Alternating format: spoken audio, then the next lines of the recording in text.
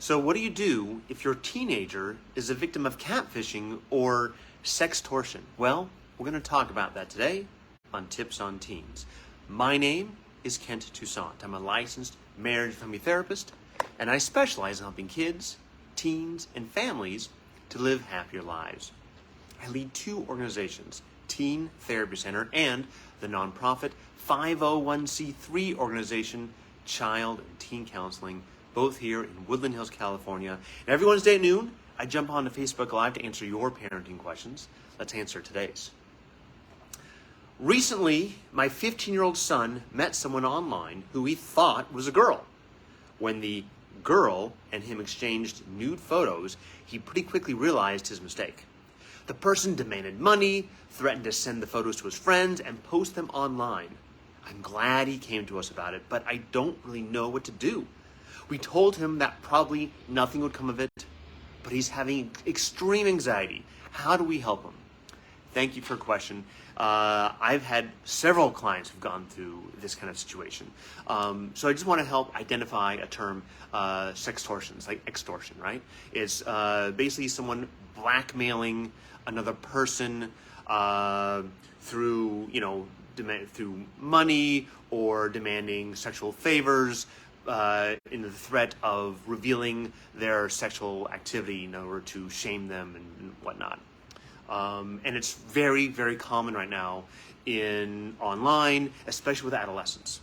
And there's a lot of adolescents don't realize the dangers out there. And it's really important that we talk to teenagers about these dangers. So the first thing you want to do, if your kid is in this situation, they've sent nude to someone, they get the blackmail, text or email, whatever it is, saying, hey, you need to send Bitcoin to this much by this time, or we're going to send these photos to everyone you know. Stay calm. Stay calm. You don't need to get upset. You don't need to get angry. It's not going to help him in any way. First thing you need to do is support him emotionally. He is traumatized right now. And approaching his trauma through shame and anger is not going to help him learn his lesson. Love and acceptance, it will help him and will help him survive through this. So the first thing you want to do is make sure all his online accounts are private after that. Once you've done that, then you may also want to consider contacting law enforcement. Your son's not going to get in trouble. He is the victim here, right? So whether that's LAPD, FBI, you want to get law enforcement involved. You may need to get a lawyer involved as well. I don't know, but it may be worth a call. There are lawyers who focus on this. But from an emotional standpoint, you want to rally the troops. If it's just you and your family who know, it's not about shame. It's not about why'd you do that. We know why he did it. He was drawn in. He was seduced in. It felt real. It felt important to him. He didn't mean to get catfished. So we can understand why he's there. Now, we may not agree with it, but you don't need to communicate that. He already knows. He doesn't need a reminder that it was a knucklehead choice. We've all made knucklehead choices, right? So when we make a knucklehead choice, getting the finger wag doesn't make us go, oh yeah, I guess you're right. We know. He knows that you wish you wish that he did not do this. So come in with the hug, the I love you, it's going to be okay. In my experience, when kids are in this situation, the blackmailers generally do not reveal the photos. Number one, because they're probably interspersed with all his other friends online, and they don't want to advertise what they're doing. They want to keep it under wraps. So generally, they don't release the photos because it's just a phishing. Someone's going to pay, and as soon as you pay, they're going to ask for another payment, or they're going to ask for other photos. That's why it's really important when your kids get online to help them understand these dangers. That if they are getting blackmailed, it won't stop by sending another photo or by doing another favor or sending them money. They'll keep phishing you until you stop. There's no way to stop. And most of these places are often out of the country. So what law enforcement can do, I don't know. It's not really my area of expertise. But it's still important to involve law enforcement. Again, your son or your daughter, if your daughter's in this situation, is not the perpetrator. Your child is the victim. And that's what the law says. They will treat them as the victim. So one last thing.